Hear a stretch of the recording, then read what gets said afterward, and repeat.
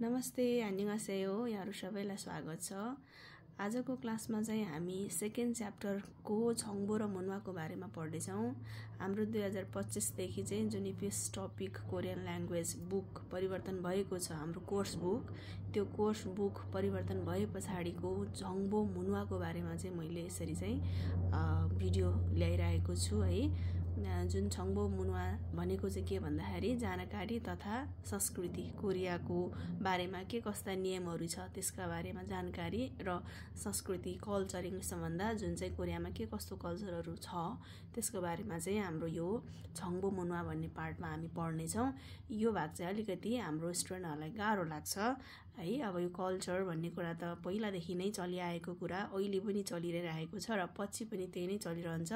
Culture कहिले पनि change हुँदैन र अब जानकारी कोरियाको नियमहरूको बारेमा है, के कस्तो चाहिँ नियमहरू छ अथवा सेफ्टीको कुराहरू, यिनीहरूको बारेमा चाहिँ इन्फर्मेसन जानकारी त्यो पनि अध्ययन गर्नेछौँ। र हामीले चाहिँ जे पढ्छौँ बुकमा त्यो नै, किनकि कल्चर त चेन्ज हुने कुरा भएन नि त हैन, त्यहाँको इन्फर्मेसन पनि लगभग चेन्ज हुँदैन, समय सँगसँगै केही त परिवर्तन होला, तर पनि अहिले जुन न्यू बुक चेन्ज भएको छ यसको अहिले जुन कोर्समा जे छ त्यसकै आधारमा क्वेसन बन्ने हो है।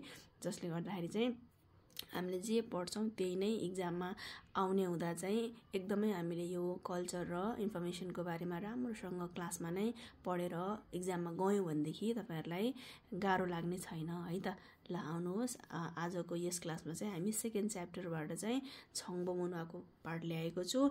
यस जुन स्क्रिनमा देखिरहनु भएको छ यसमा चाहिँ के लेखिएको छ भन्दा स्क्रिनमा चाहिँ 한국 에서 알뜰하게 생필품을 구입하는 팁 भनेको छ है।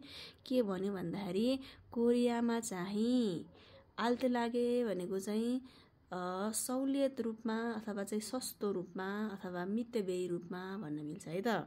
कोरियामा सहुलियत रूपमा अथवा सस्तो रूपमा यो सेङफिल्फुम भनेको चाहिँ दैनिक आवश्यक पर्ने सामान है। खुइबानुन थिप भनेको खरिद गर्ने टिप्स भनेको छ है।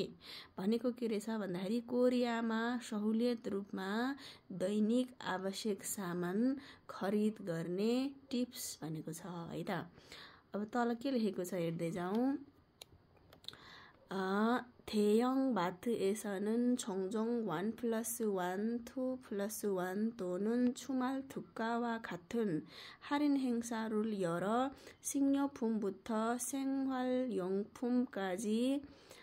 다양한 상품을 싸게 판매합니다 भनेको छ। यो भनेको चाहिँ के भन्दाखेरि 대형 마트 भनेको छ फर्स्टमा। यो भनेको ठुला आकारका मार्ट भनेको है। ठुला आकारका मार्टमा चाहिँ बेला बेलामा 1+1, 2+1 त्यस्तै गरेर सप्ताहन्त विशेष विकेन्ड स्पेशल जस्ता छुटको कार्यक्रम अथवा चाहिँ डिस्काउन्ट इभेन्ट खुलेर सिङ्योफुम बुथ भनेको चाहिँ खाद्य पदार्थदेखि सेङवालयोङफुमकाजी भनेको दैनिक आवश्यक पर्ने सामान, विभिन्न प्रकारका सामान सस्तोमा बिक्री गरिन्छ भन्यो है त।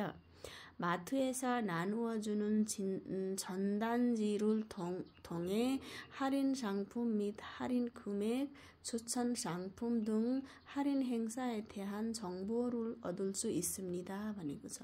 यो भनेको चाहिँ मार्टमा बाँडेर दिने पर्चाको माध्यमद्वारा छुटको सामान तथा छुट रकम अनि रिकमेन्ड सामान अथवा चाहिँ सिफारिस सामान आदि जस्ता चाहिँ छुटको कार्यक्रमको बारेमा जानकारी प्राप्त गर्न सकिन्छ भन्यो है त। एकचोटि म सर फेरि पनि भनिदिन्छु। ठुला आकारका मार्टमा चाहिँ बेला बेलामा 1+1, 2+1 भनेको एउटा किन्दा अर्को एउटा फ्री अथवा दुईटा किन्दा एउटा फ्री यस्तो खालको है। त्यस्तै गरेर सप्ताहन्त विशेष अथवा चाहिँ विकेन्ड स्पेशल जस्ता छुटको कार्यक्रम खुलेर चाहिँ खाद्य पदार्थदेखि दैनिक आवश्यक पर्ने सामान अथवा दैनिकीय सामानसम्म विभिन्न प्रकारका सामान चाहिँ सस्तोमा बिक्री गरिन्छ।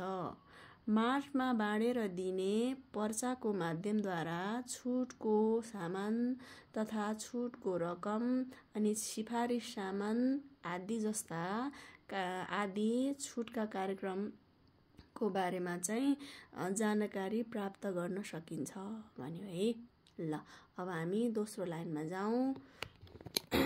दोस्रो लाइनमा के भनेको छ भन्दाखेरि चाहिँ 온라인 쇼핑 몰을 통해서도 생필품을 사게 구매할 수 있습니다.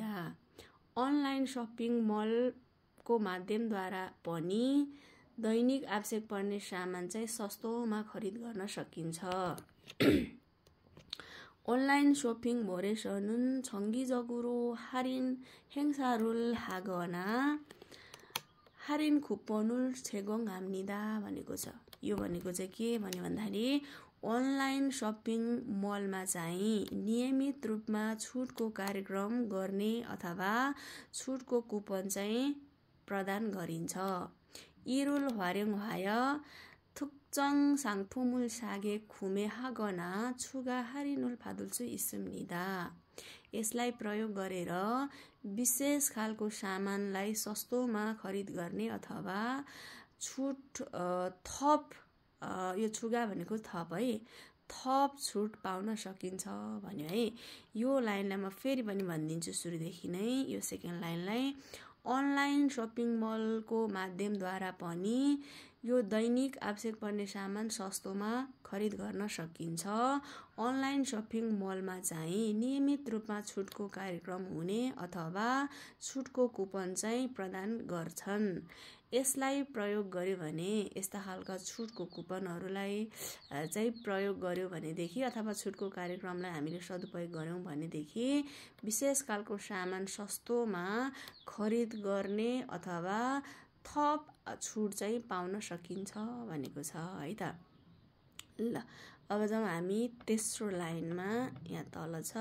ओके, यहाँ के भन्यो भन्दाखेरि चाहिँ यसलाई अलि ठुलो पारेर है त। ल 또한 당근과 같은 충고 거래 플랫폼을 통해서도 생필품을 싸게 구매할 수 있습니다. त्यस्तै गरेर 당근 जस्ता, अब यो 당근 भनेको चाहिँ क्यारोट हो इङ्ग्लिसमा, हाम्रो गाजर भन्ने शब्द है। यो 당근 भन्ने चाहिँ एप्स छ है। यो एप्सलाई प्रयोग गर्यो भने हामीले के गर्न सक्छौं भन्दाखेरि सेकेन्ड ह्यान्डका सामानहरू खरिद गर्न सक्छौं के। कोरियामा चाहिँ सेकेन्ड ह्यान्डको अथवा भनेको मान्छेले युज गरेको सामानहरू तर राम्रै हुन्छ है, त्यो सामानहरूलाई चाहिँ खरिद गर्न सकिन्छ यो 당근 भन्ने एप्सबाट, जसमा चाहिँ अब के त सेकेन्ड ह्यान्डको सामान किन्ने भनेपछि चाहिँ अलिक सस्तोमा पाइन्छ नि त। सेकेन्ड ह्यान्ड भन्ने बित्तिकै साह्रै नराम्रो हुँदैन, राम्रै हुन्छ।